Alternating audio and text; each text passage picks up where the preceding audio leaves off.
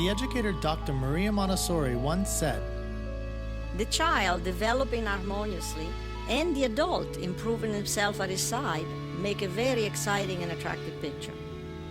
Welcome to Montessori Education with me, Jesse McCarthy, where we talk raising children and educating students while bettering ourselves right alongside them.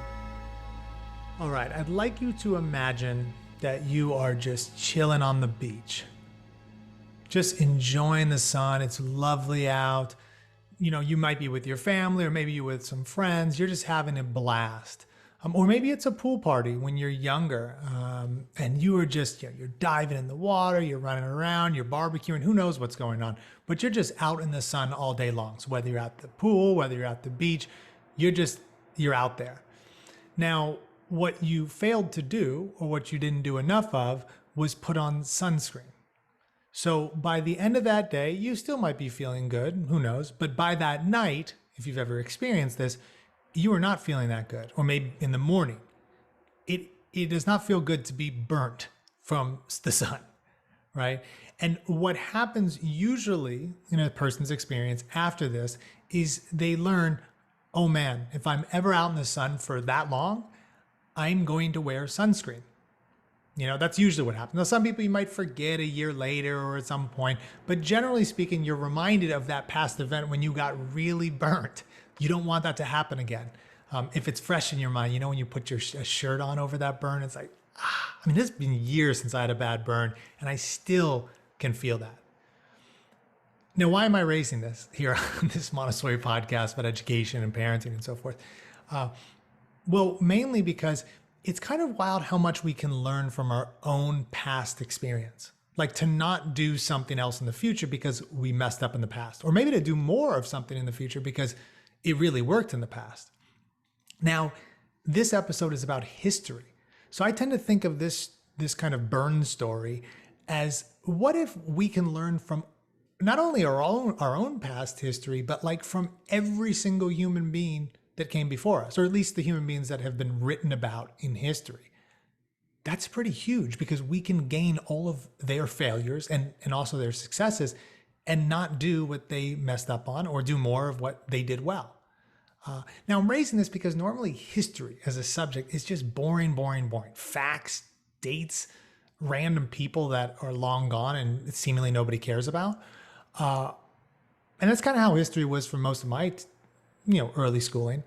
But as a history teacher, I got so engaged in it and loved it. And I wanted to bring that love of at least the subject matter or content for this episode. So who I've brought on is my own favorite history teacher. He's a star, Professor Philip Daileader. He has a few courses on the teaching company. I'll give a little bit more about the man in a second, but it might be strange to have this guy on because he's not really a Montessorian, though he appreciates the approach for sure. He doesn't teach children. I mean, he's a college professor. But again, I want to emphasize, at least for this episode, the importance of content, the importance of actually learning about the world out there, whether that's history, literature, science, whatever. Today, a little bit more focused on history, but just get us back in Montessori or whatever approach you have out there, or whether you're a parent, is that content matters. Learning real stuff about the world matters, and history in particular today. So Professor Philip Daileader, who is this guy? Well, he is a professor at Williams and Mary College. He's actually a really smarty pants because he got his PhD from Harvard. I wonder what he would say if I called him a smarty pants. But anyways, as a kid, he tells me he grew up in parochial school, so Catholic school, and he had to learn even Latin going through that. He's written a couple of books. He's got a bunch of articles out. And then again, he's got some courses on this program called the Teaching Company, or I think they call it the Great Courses now. So you can check those out. I listened to them when I was in my early 20s, and he had a profound effect on how I teach, actually. So love this guy. A personal side thing for him, he's a father of two. He has one daughter and one son, both of whom are in college right now. And that's really the quick of it. So I'm going to have a conversation with him. I hope you enjoy. For those fans of Professor Daileader out there, wait to the total end for a little funny tidbit about how he got into medieval history in particular. Okay, let us hop in. So, Philip Daileader, thank you so much for coming on. I'm personally excited and also excited more generally for everybody out there. So, thanks again for coming on. My pleasure. Thanks for the invitation. Yeah. And so I thought, because the way that I got introduced to you was through your courses and the way that you teach, which is super engaging. Might there be like a nugget or some little story of history that you think would capture any audience out there that you could share?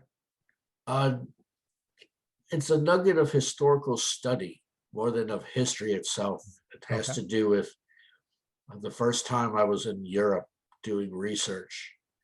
I was 23 years old, and I was really doing history for the first time. I was going to write a PhD, which would allow me to teach at college. And I became so wrapped up in the study of history that when I wrote letters back home to my parents, because we did that back in the 1990s, we wrote letters, we didn't have the internet. I kept dating them 1393 rather than 1993, because I was so wrapped up in the Middle Ages and the 14th century that I had lost all sense of time. And my family was deeply worried about me and my well-being, and they kept getting all these letters. But to me, it was, if you can achieve that level of immersion where you're kind of wrapped up in your study that you're thinking in terms of their dates rather than your own. To me, that was a sign that I was hopefully on the right track.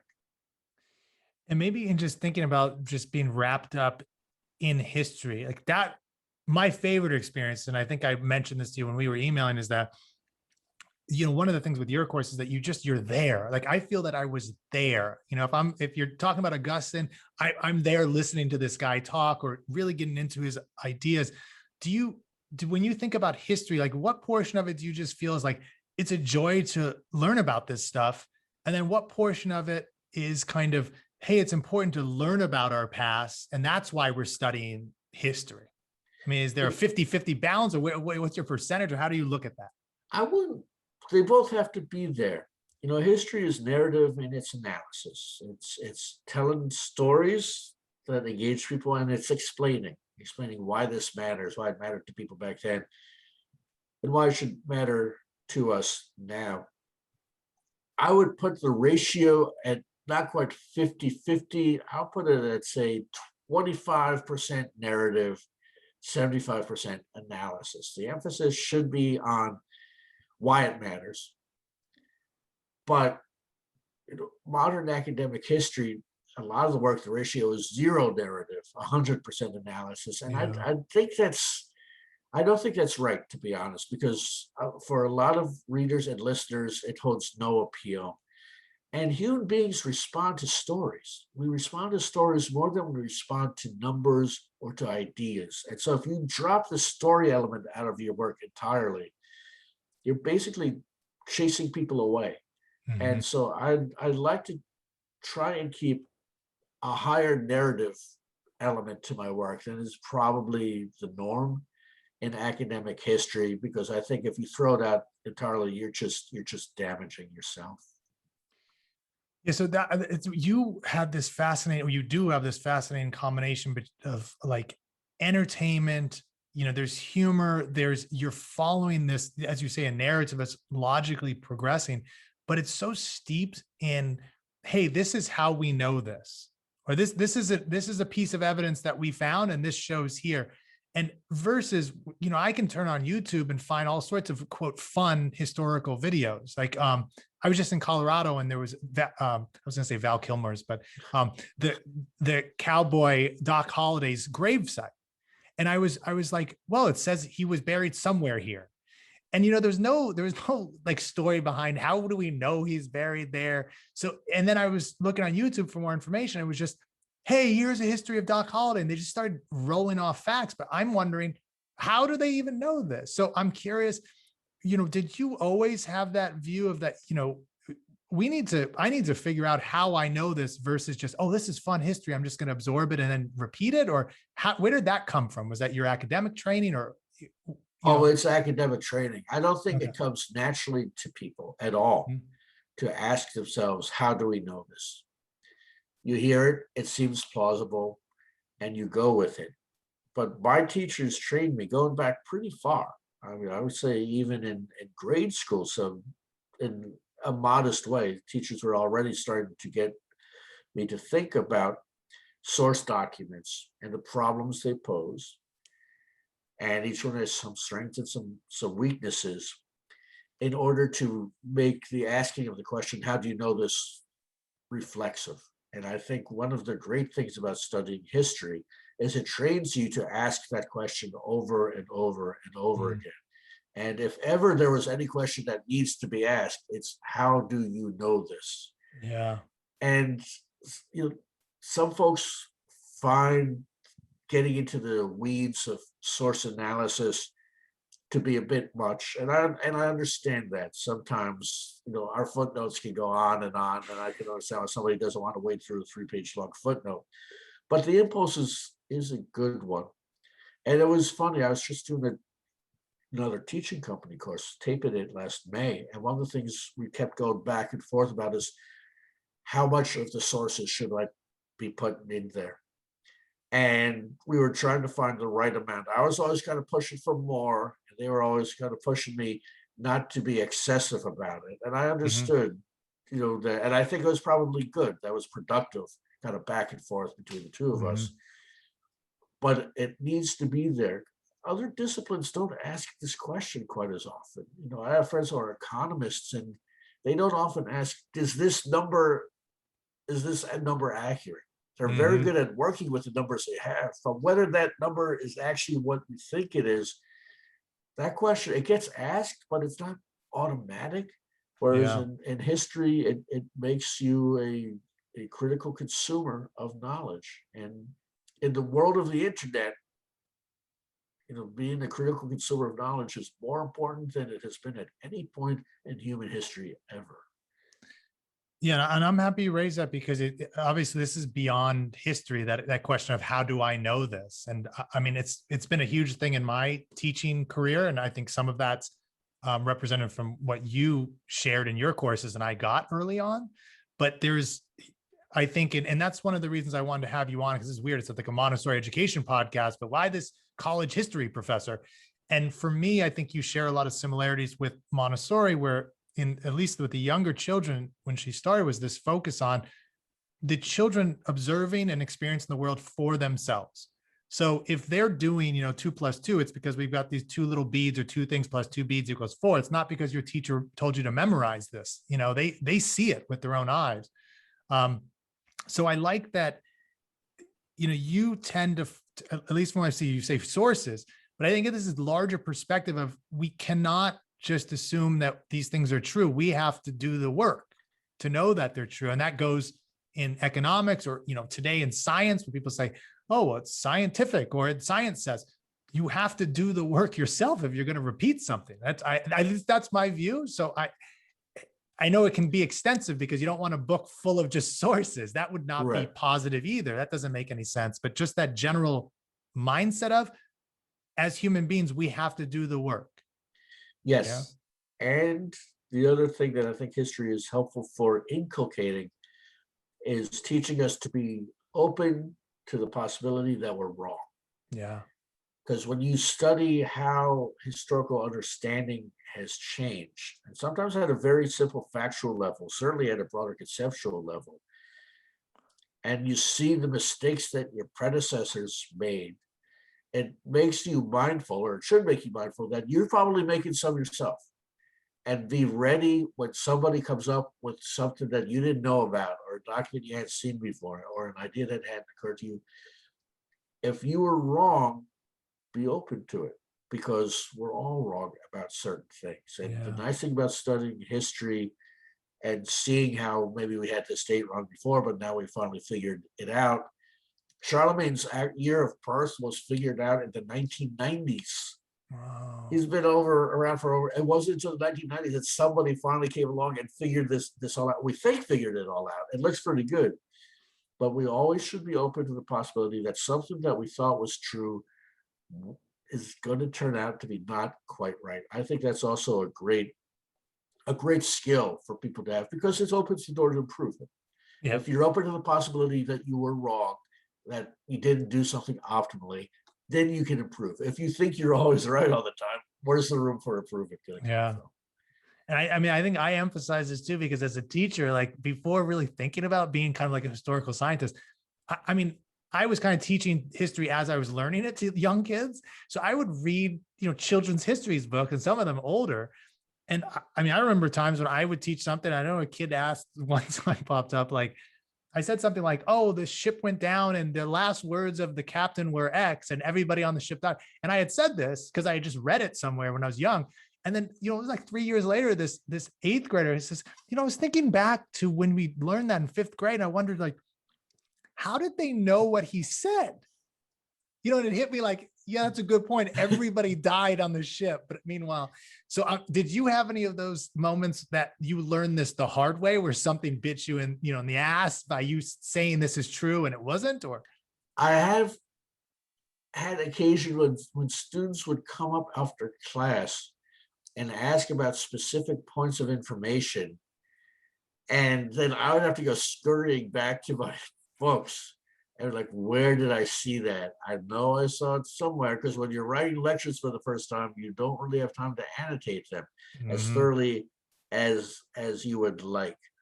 So yeah, but it's also great when students do that, yeah, because that means that they weren't just listening, they were thinking as you were teaching. And that's my goal when I'm teaching. Some of it's going to be narrative, and I'm telling you a story because I want to engage you. But to me, the best teaching is when I'm thinking aloud and you're thinking with me and we're analyzing a problem together. And when the students are thinking with you, you've probably seen this. You can see it in their faces. Their eyes are locked in. They're with you for the whole ride. And that's what I want every class to involve, is a little bit of engagement, a little bit of entertainment, but mostly let's think together. I'm going to show you how to put together an argument and a counter argument, and then let's think about how we're going to assess these things. So I don't think I've ever heard it like, let's think together, but that kind of rings true for all of my years working with children, even with adults, when I'm speaking and teaching adults. So in that vein, I'm very curious, connected with Montessori. There's often this idea that Montessori is kind of, we progressive and the children can just do whatever they want and they're free. And, to some extent, there's always a sliver of truth in these kind of generalities, like there's freedom. But when knowledge becomes more abstract and you're dealing with complex historical events that sometimes are conceptually integrated and so forth, I personally, and I've seen this with students, to have a guide in that process, somebody who has more knowledge, at least to some extent, than the student or then even the adult, is super helpful versus, hey, go figure that period out on the internet and come back to me. So how do you balance those two when you're thinking about education, whether it's, with adults or, college students or just human beings that are on a conceptual level, like not 3 and 4 years old, obviously. Yeah, teaching is, and I think this is true at every level, is about assessing individuals, what they're capable of achieving at this moment, how to get them to that level, and how much intervention is needed on my part or guidance is needed on my part to get you there. In general, say if I'm teaching a freshman seminar, I'm going to be watching them fairly closely as they're working through source materials, because they're going to make a lot of mistakes because they haven't done this sort of thing very much before. And then by the time I get to my advanced students, juniors or seniors, I'll cut them loose for a month at a time sometimes. And like, come back and we'll talk, because I know you know how to do this. And so I don't need to be watching everything you do. So you give them a little bit more freedom as you see them progressing. That having been said, sometimes you'll have first year students who are just, through background or whatever happenstance, they're just working at a really high level. And then you can say, all right, I want you to work more independently of me, actually, because you don't need my help as much. And sometimes you get somebody who's kind of towards the end of their process, and they do need, they haven't developed quite the same skill set as others. They need a little bit more watching. But the best teachers are able to very quickly assess what a student can do and can't do, and then set the bar just a little bit beyond where they are as they get there. The teaching to me it's about reading individuals and reading their skill sets and their motivations quickly, and then helping them to get to another level. So given that, and given you having a classical background yourself as a child growing up, do you, because you kind of have both of these worlds, and you're in the culture now where, pop culture is like all about stories and flashy things, and maybe not as much, is this true or false? That type of thing. Have you come to a balance? Like if you're thinking about, I know you have two of your own children, where's the balance for younger children growing up? Like, do you think they need certain elements of history and science and math, and it needs to be in this order? Or, I know that you're not an expert in child development, but just for your own seeing these children when they grow, when they're 18 in college, if we reverse back and say, what would you want them to have, or how would that develop? What's your take on that? In many respects, I think my children had a better education than I had, in most respects, but not all respects. In terms of science and math, they got a much better education than anything I got. They just had to do with the strength of the local schools. I think pedagogy has just improved in those areas immensely in terms of how do we convey some really difficult material to students. Writing was the one area that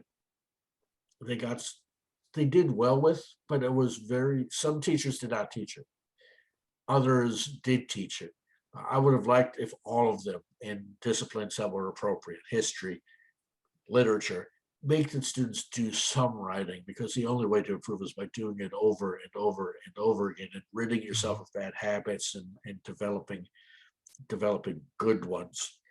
So in general, I thought that their education prepared them fairly well for college. It helped a little bit that I was watching them and my wife was watching them, because we could say, look, you need to write more.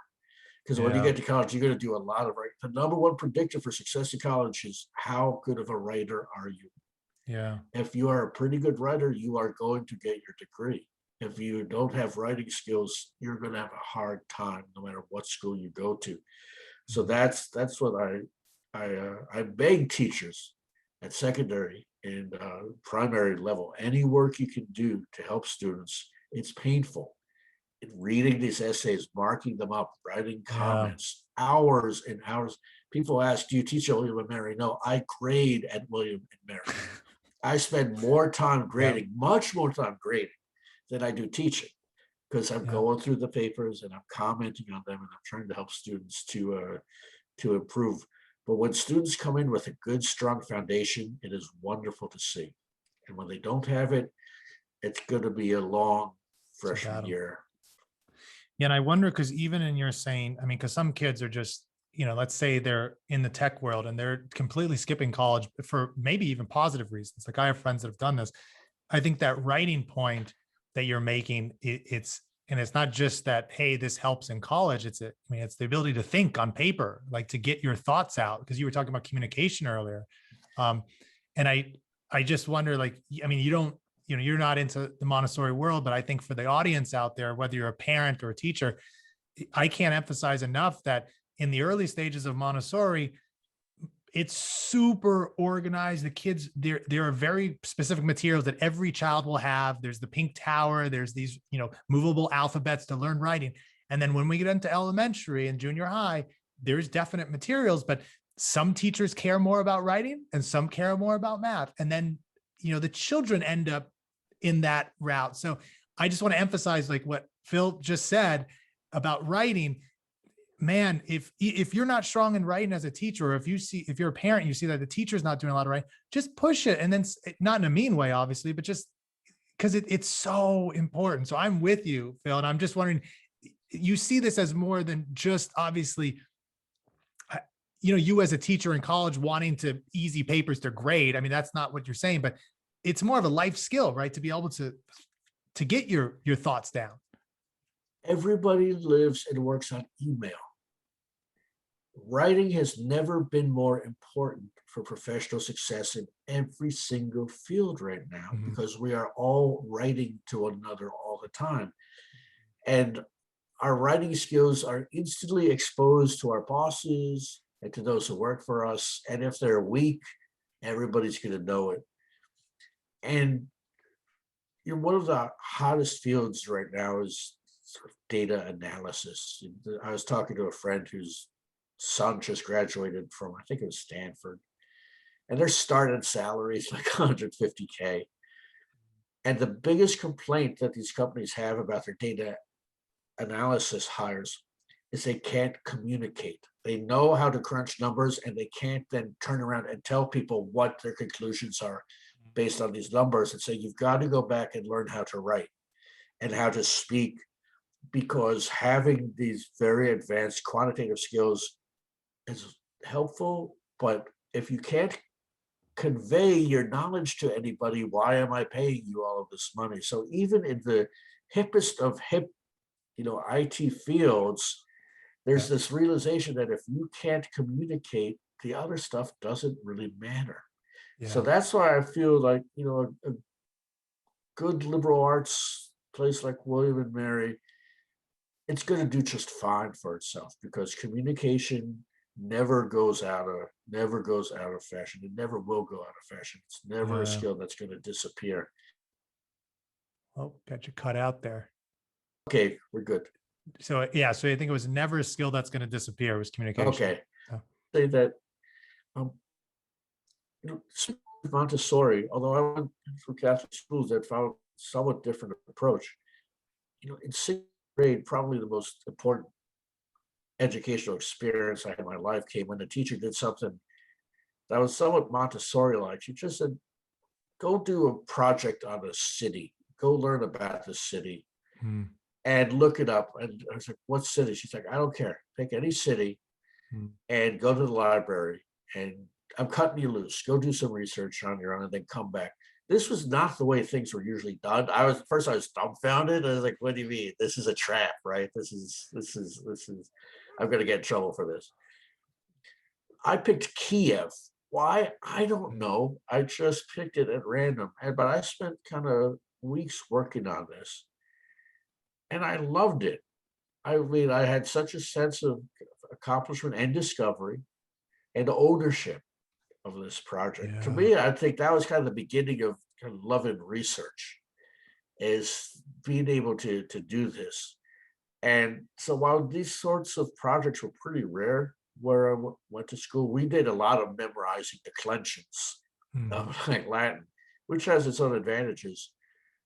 But that being turned loose and told, look, you figure it out.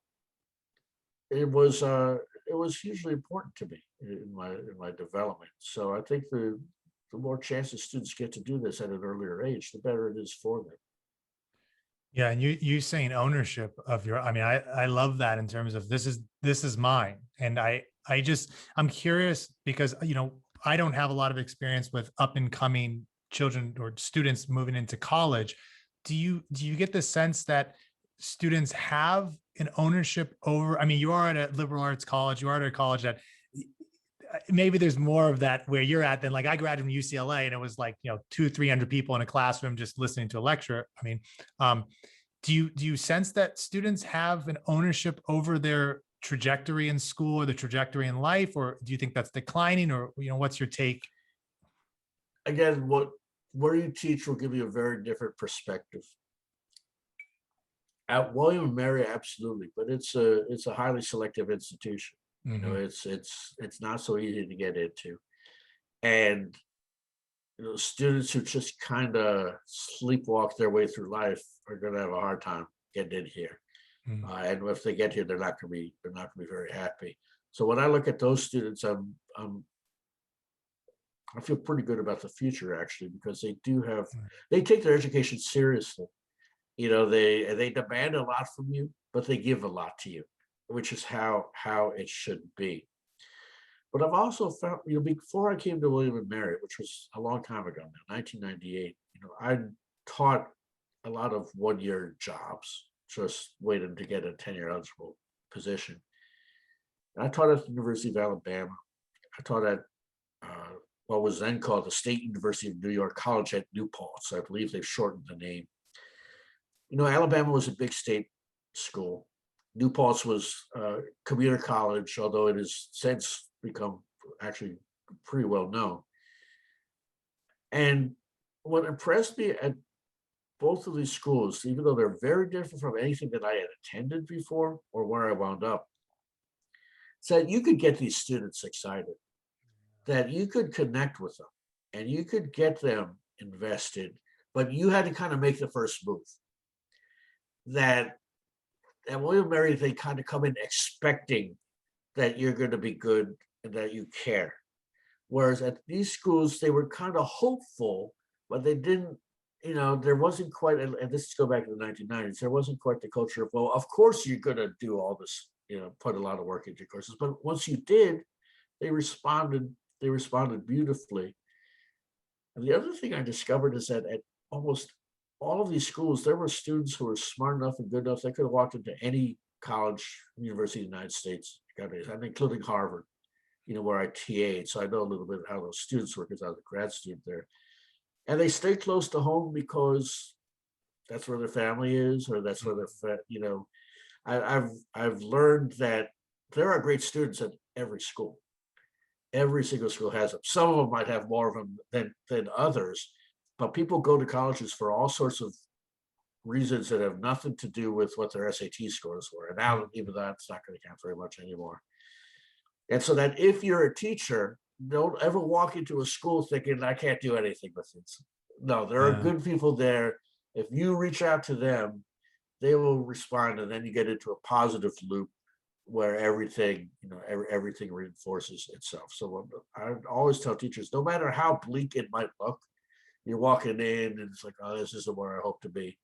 You can connect with them. If you're a good teacher, you can connect with them and it'll work out and you're going to enjoy your time there. I love both of those jobs and places to teach. I've never had a teaching job that I dislike. Because you connect with the students and it's a pretty similar experience.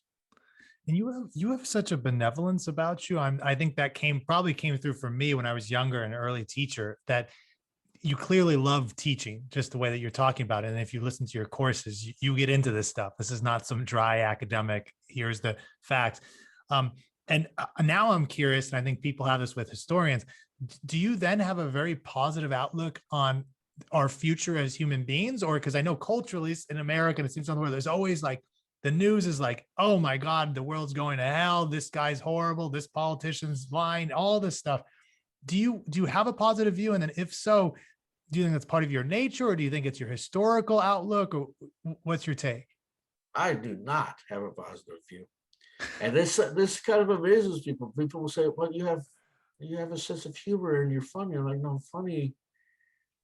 Comedian Dave Barry once said something about how sort of comedy is simply the realization that you live in a world that is almost entirely devoid of reason.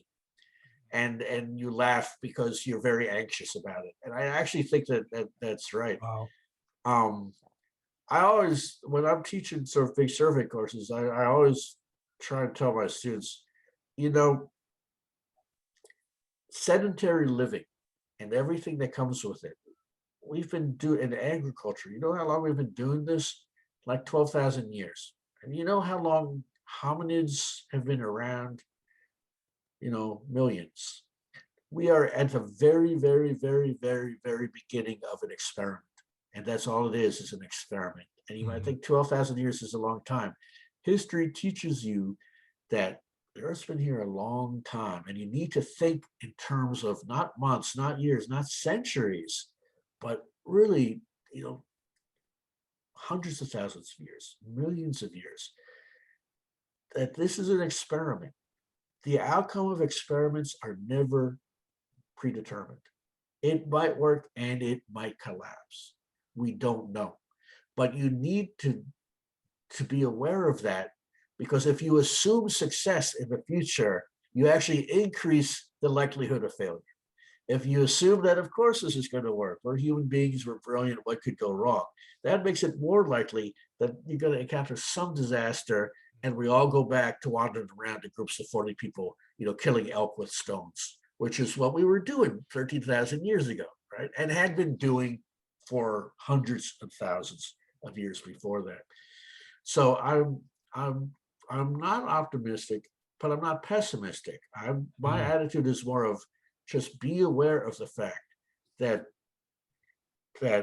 a world that is embarked on so many experiments, beginning with agriculture, and then you go through the Industrial Revolution, and now we got the internet. This is kind of a high wire act that we might be able to pull off, but don't assume that we can.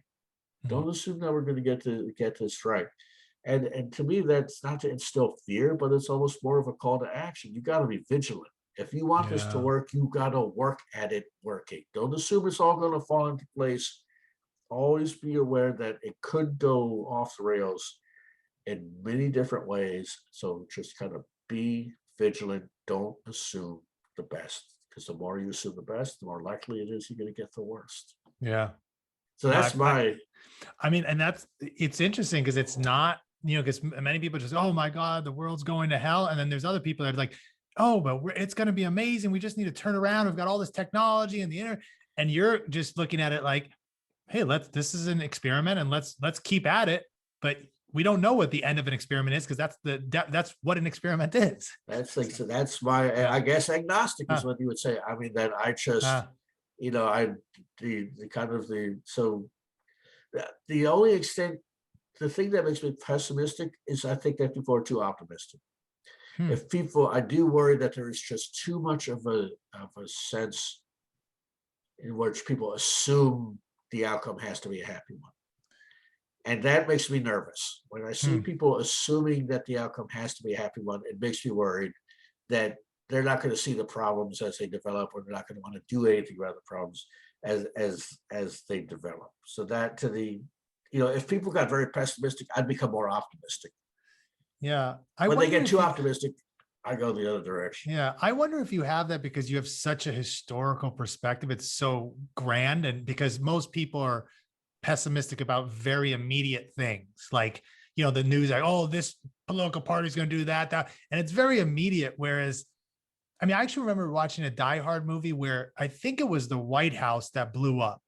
And I remember watching it. I was younger. I don't know how old. And it was so insane to me to think that, oh my gosh, I got into their mindset of what would it be like for the White House to be blown up, like attacked. And I think pre 9/11, I think there's that feeling of optimism, like this could never happen. That type of optimism more broadly. So are you referring to kind of like people are too optimistic about like the potential collapse of like back to the Middle Ages or like that type of thing? Or one of the reasons why I like studying very old history and across a broad time frame is that it helps you to guard against assigning too much importance to daily events. In any given year, the number of truly historical significant events that occur might be like 2. Now, you're not going to get 2 news broadcasts a year. You're going to get 365. But of all the things that are reported, 2 are going to actually matter. When you look at kind of old history, you don't follow Charlemagne day by day. You're going to look at this was an important moment, and then 8 years later we had another important moment, and you learn to kind of brush aside the clutter of the noise of daily events that in the end didn't matter. And that's a good skill to have, I think, and not to overreact to everything, because I think, in this year there are probably going to be 2 or 3 really important events. So I'm going to wait for those, and I'm not going to assume that each day's event has to be important, because mathematically it's very unlikely to be of any broader significance. But yeah, that makes sense. It's a minoritarian view without a doubt right now. So maybe at the end here, one, just in what you said, do you watch the daily news? Or are you the type that's like, doesn't make sense to do this? Maybe watch it once a week or something like that. And then after that, anything you want to. No, I have an iPhone. You can't, I can't turn it on or off. It just kind of comes at me. There's nothing I can do to stop it. So yeah, I do. I follow, these stories in ridiculous levels, but part of my brain is resisting. It's like, you know, don't get don't sweat it too much, because most of these stories are going to be insignificant. But yeah, no, I have not yet found a way to confound modernity. It's You're kind not of a winning. you're not It's a winning. recluse or something. Yeah, no, I And haven't reached that point yet. It's been tempting, but no, I haven't. I haven't reached that point yet. But I do cling. I do cling to the belief that yeah, that a lot of this stuff, people get far too upset about far too many things. yeah. That Who is, is that? I do believe that. Who was the guy that you taught about? I mean, this must have been 15 years, maybe 10, 15, that climbed up on the pole and lived on top of the Oh, pole. Simeon Starlight. Yeah, this the Starlight Movement. Oh Yeah, man, that I could. Yeah, that's not for you. it's a little too far. I like the idea in general, Yeah. but I understand the impulse. And the other reason I like teaching about the Middle Ages and distant time periods is, I think one of the best things that history can do is it teaches you how to think with other people's brains and how to see Mm, the world from different perspectives. It seems kind of funny that somebody would climb to live on the top of a pole in the 6th century, 40 feet high, and never come down. mm, But it made sense to him, and it made sense to a lot of other people too who yeah. admired him. Why? How? You know, if you can learn to understand what people saw in Simeon on his pole that Mhm. made him admirable, you've learned to, if you overcome your initial reaction, and everyone's initial reaction is, this is goofy, why are you on top of a pole? But if you learn to understand the appeal of it, you've learned to see the world from somebody else's point of view. And if there's something that the world really needs now, it's learning how to see the world the way the other person sees it, and understanding where they're coming from. Because if you can't do that, the odds of you communicating or even cohabiting with that person are very low. Yeah. And so I like history, when taught well, because it will teach you to take people whom you're initially prone to dismiss and to take them a little more seriously than you would have otherwise, to try and understand where they're coming from Yeah. and what is appealing to us in them. And in that way, maybe it can contribute to a more cohesive world. Now, it can also be used to divide, and there's no doubt about Yeah. that. But to me, studying the Middle Ages is, I'm taking students, and their initial reaction is often, these folks are kind of nuts, aren't they? And I'm like, Mhm. no, they're not. They're you. They're you, but living under different circumstances. What they did made sense to them. Can you figure it out why it made sense to them? And if the students work at it, they can figure it out, and they learn to see the world a way that does not come naturally to them. And it opens up new opportunities for them to understand the world differently. Yeah, and we've come full circle, because I mean, you did that for me, and then I did that through, some of the stuff that you did for the students, and the way that you're expressing it, that's what motivates them. That's what gets them going. As you were saying, the thinking starts moving, and that's a lovely thing. So thank you for, your influence on me early on, when in my early 20s, just what you're teaching about, like, that's how you taught it. I mean, I remember even the grazers you talked about, and then the kids would love it. It's like, what, they were eating the grass like cows. And I mean, whether you're 9 years old or 90, it's fun to hear those. And then you go, why? And then you were such a good guide, and I imagine you still are, in helping us through, well, why did they do that? As you said, getting in their minds so it's understandable, versus, oh, they're foreign, they're barbarians, they're X, they're Y, or they're not me, you know? So I appreciate it. You're doing a huge service, an awesome job. And it sounds like you enjoy doing it, which is, to me, is the ultimate. So I do. I do. I every day in the classroom is a good day. And the reason for that is, teaching, when you're teaching, there's nothing but teaching. You're in there, and it's you, and it's history, and it's students, and everything else falls away. It is a form of escapism. without doubt. And it's wonderful because you can turn out the whole outside world. I mean, your cat threw up on your dog that morning. It doesn't matter. You know, Flow. there's been a terrible natural disaster someplace. For that hour and a half, it's just you and students working together. Yeah. So yeah, what's not to love about that? So No, it's I do lovely. enjoy it, but it's very kind of you to have me on, Jesse. I Yep. enjoyed talking about this stuff. Sorry Yep. about my nasty internet connection. I'm gonna have to No, talk to my people. we'll splice you up. We'll put some other things in your mouth. You'll be saying all sorts of stuff. A deep fake, huh? I'd be Yeah. honored. Well, awesome, Phil. Well, again, thank you for coming on. I mean, it's been so many years in the making for me to connect with you, and I'm happy that I can do it and share with other people. And it's not just us, Thanks, So, Jesse. It's been a yep. pleasure. All right. Thanks You for take having care. me. Well, I'm happy I had Professor Daileader on. I hope you enjoyed our conversation. I know it's definitely unique on this podcast. I did want to highlight two things that he said that I think are important and pretty cool. So one is he called this idea of a critical consumer of knowledge, like really asking ourselves, how do we know this? And I think I've mentioned aspects of this on the podcast before, but I just think it's worth emphasizing and highlighting again, especially in today's atmosphere where it's hard to know, is that true? Is what that person said on the news really true? Is what my friend tells me about X right or wrong? And it's like, we really got to look into things. And with history, I think as Professor Daileader said, it aids children to be able to do that. If we are helping them to do research on their own, to look for primary sources and not just kind of plopping information into their head. And that kind of actually transitions me into my second point that I loved that Philip Daileader talked about there. And that is this idea of thinking together. And I think those are the moments that he loves as a professor. And I know that I loved being a teacher and still do love being a teacher today.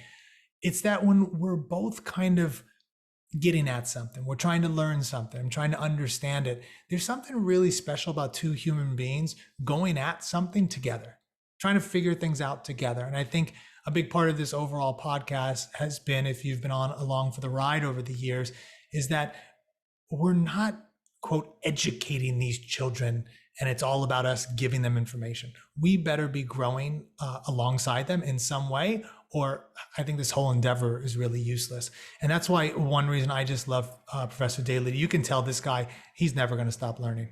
This is a man who loves to get at things, to love to figure things out. And anyways, I can't imagine how awesome it's be to sit in on this man's classroom. But thank you again to Professor Daileader for coming on. Again, I hope everyone enjoyed it. For those of you who are actually big fans of this star professor on the history, what is it, the history? No, the teaching company. Stick around for the end here. I got some kind of cool little factoid that he shares. For the rest of you, it's been fun, and adios for now. And then, so becoming, did you get into doing this because you loved history or because you wanted to teach students? Like, was it a combo? What was that like? Oh, I loved history. You never know whether you're going to like teaching until you've done it. So that's one of the challenging things about this profession is you're often like 2 or 3 years into it until you finally get in the classroom. And then you suddenly have that moment where you're like, oh, this is great, or this is not for me. Yeah. For me, it was history first. I knew I wanted to do history when I went into college. All types of history are equally interesting to me. The reason I became a medieval historian, and this is shameful, is that medieval history courses were taught in the afternoon and American history courses were taught in the early morning. And I didn't want to get up for early morning classes. And because medieval history was taught at 2 p.m., I was like, this is what I'm going to take. So sloth had played a surprisingly important role. Look at that. And then they said, well, if you want to be a medieval historian, you have to learn Latin. I'm like, well, I went to Catholic school. I already know some. And when is that taught? They said the afternoon. I'm like, oh, no problems.